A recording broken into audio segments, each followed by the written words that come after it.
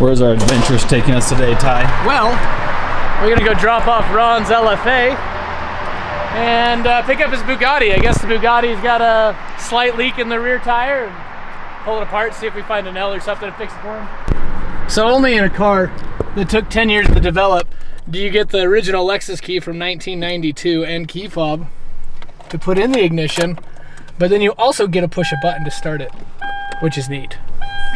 Maybe. Reminds me of the S2000. Probably pretty well known certainly among the family. Maybe. It wasn't well known to me until I watched The Crown. Maybe. I heard a little bit. That's.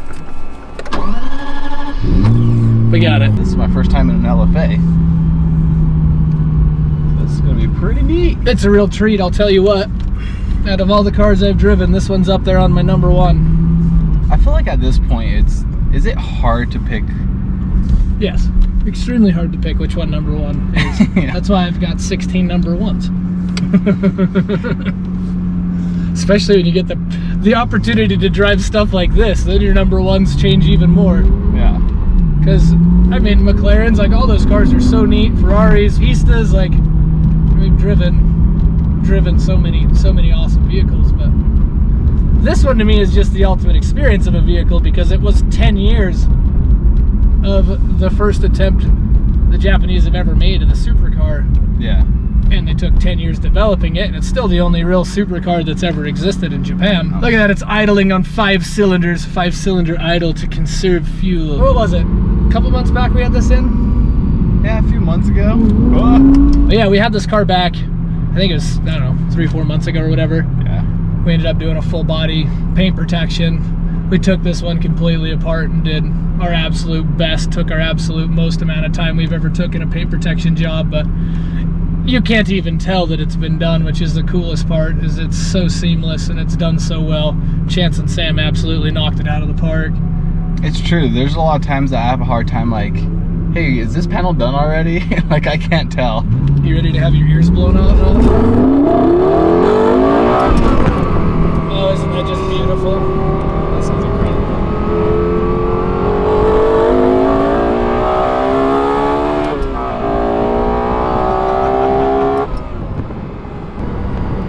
One thing I love about this car is it doesn't have a ridiculous amount of horsepower, right?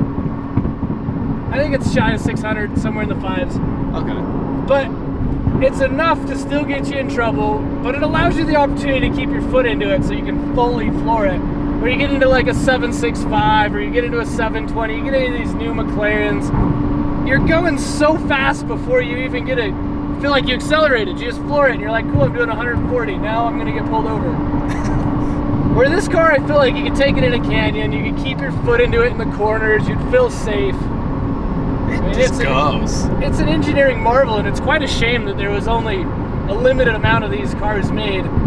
Still don't remember the exact number, but somewhere under 1,000. I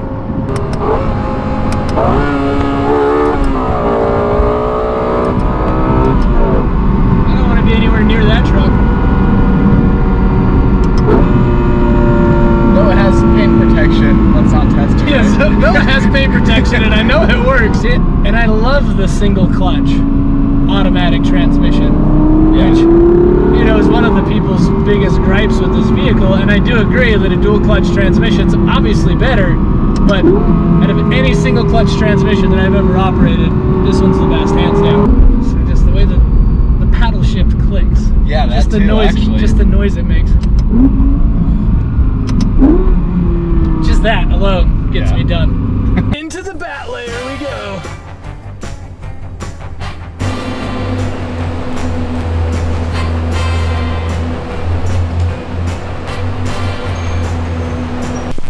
Bugatti time?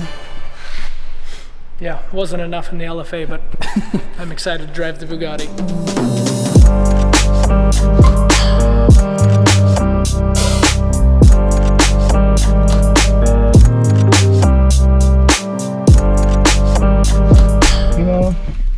No better way to start a Monday. You know, you're welcome for that. I agree. Like I would have to agree with you that I've had definite worse Mondays. Only $3 million more than the LFA. Casual 3 mil. Also about 1,000 horsepower more than the LFA. Yeah, dude. So it's 3 times the power of the LFA.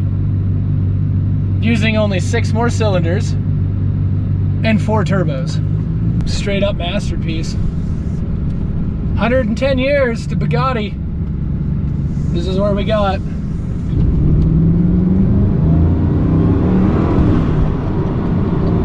Dude. I know that was just like 10% throttle. Yeah. Looking through the rear view, through the centerpiece and then the wing. Oh man. So wild.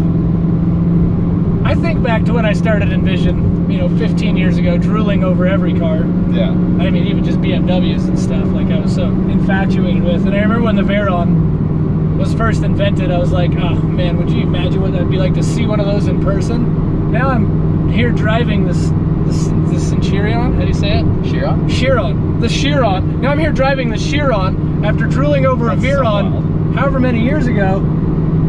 I would have never thought life would have got to this point.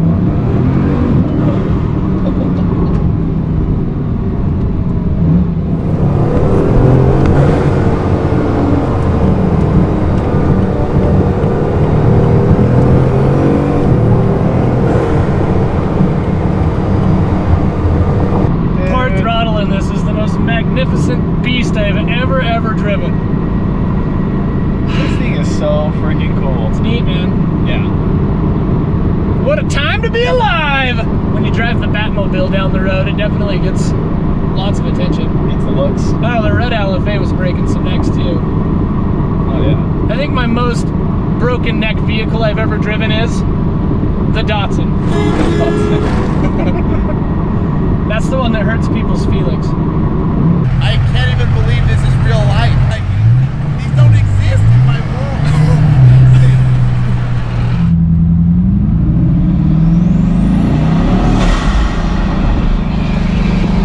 That's the coolest thing ever, right? Oh, man. Can't describe that. No. There's no turbo car that makes noises like that. It's such a dramatic difference with the windows down. And then having 4 turbos have compressor surge.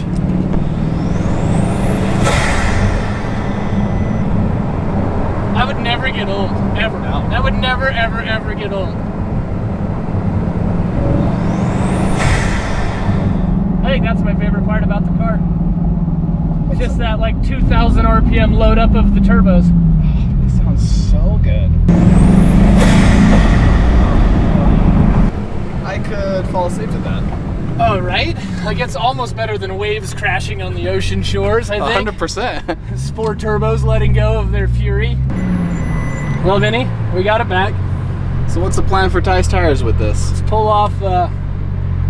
Dusty was saying that both of them were leaking in the rear, but we're gonna pull off the driver's rear, see if we can find an L, find something wrong with it.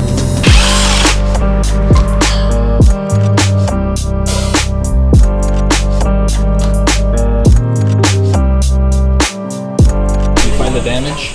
Yeah, right there. What is that? It's probably like a nail.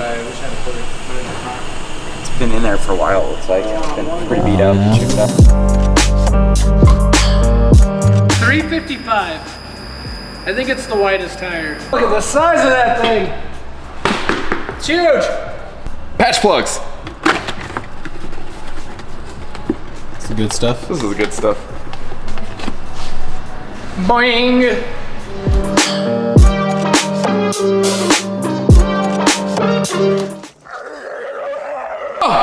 Do I take this thing and draw on it now? Basically, yeah, you seam it. Is it all the way in? That's what she said. After further investigation, we have decided that we need to buy a new set of rear tires at least. We're gonna figure out if we can get the fronts to work or if we're gonna have to shave down any of the tires. The nail was a little close to the sidewall, a little closer for comfort. Now you can't even tell we did it. Look at that. It's fixed, it's good to go, and it definitely would hold air, and it's probably never, ever gonna have an issue. But it's not worth the liability on a $1,000 tire. What's going on, Josh? Just called the Bugatti dealership in Beverly Hills, and they don't know if they can sell the tire to me. So they're calling Bugatti direct to find out if we are able to indeed buy a tire and not have a plug patched The Sport thing Cup is, 2 on your when you shoe. start dealing with this type of a high-end vehicle, they're very specific on who they want and what they want anybody touching their vehicle, right? And it makes sense. I mean, you have a $3.5 million car you've built to go above 260 miles an hour. And you're telling the customer that buys this car that it's capable of speeds like that. So I fully understand, first off, why it's $3.5 million, because the code's been written that strong in the business that it's like, nope, we're not gonna sell it to somebody else. You're gonna have to bring the car to us. Hopefully that's not the case, because, I mean, yes, the plug will fix the job, but it's not how we want to continue on with it. And it would suck if he had to ship his car back to California just to get some tires put on it. Yes. But that's the price you pay when you want to play with this type of a vehicle.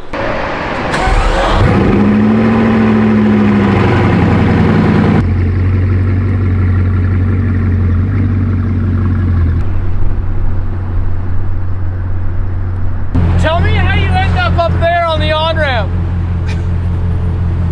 We broke the neck so hard they wrecked, dude. They're looking at the car and drove off the road. Sorry about the car.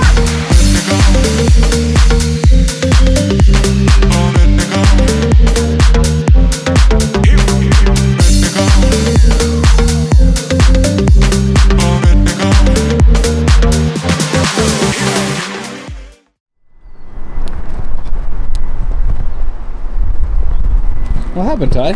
So an unfortunate chain of events happened where this thing only takes race fuel, and we were on our way back to Ron's house to get the race fuel put in it because it was already empty, and I'm out of fuel.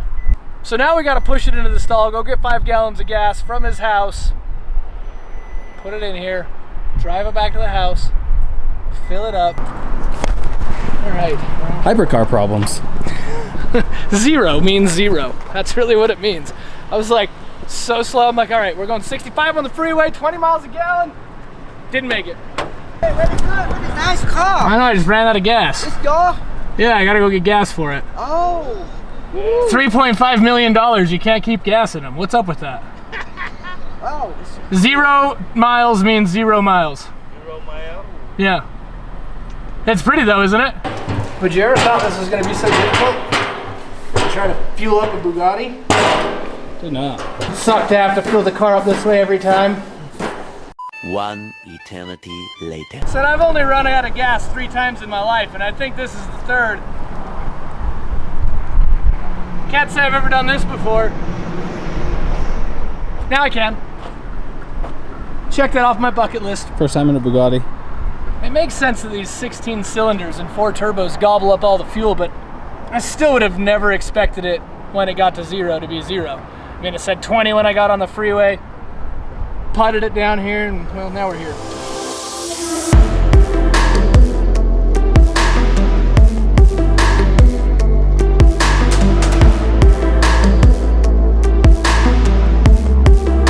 Well, that has been quite the adventure. Can't say I've ever ran out of fuel in a hypercar before. You got it back?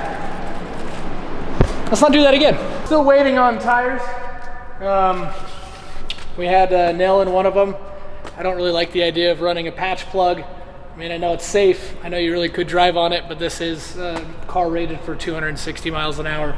And obviously it's really expensive, so we want to get a new set of rubber on it. We're still trying to track those down. They're seeming to be really difficult, and Bugatti would like them to do it, right? They want me to ship this car to them so they can do the replacement, and they want to charge him who knows how much. It's going to be an astronomical amount. So we want to thank you all for your love and support to the channel. We appreciate all the input. We're looking forward to many, many more cars to come. Ron's got his P1 coming back from Europe here pretty soon. I cannot wait to see that. It's full P1, the GTR kit put on it. Astronomical build, somewhere around $700,000 an aftermarket product. So I can't wait to see that one here in person. Like, subscribe, and we'll catch you on the next.